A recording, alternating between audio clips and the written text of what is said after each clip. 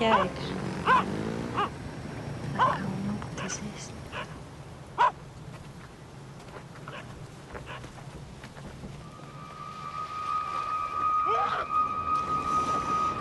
Ella!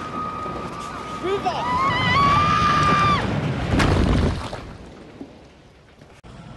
Sofia Exarchou è la regista greca. Did I pronounce well, by the way, your name? Yes, Exarchou. perfect. Ok, because I'm always afraid to be wrong. È la regista greca di un film molto bello che ci ha molto colpito e che si chiama Park, dove fa vedere due mondi a contrasto, quello delle Olympics di 10 anni fa e il degrado che c'è ora. But I would like you to talk about your movie. So Park is my first feature film, and it follows the stories of a group of teenagers who live in the Olympic Village today, 10 years after the game.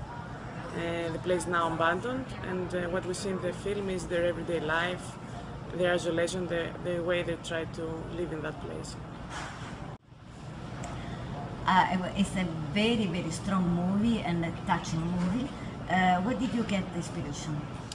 It's funny because at the beginning the inspiration didn't come from the Olympic Village. I had the idea of a group of boys who live in a very abandoned place, and their attempt to escape that place.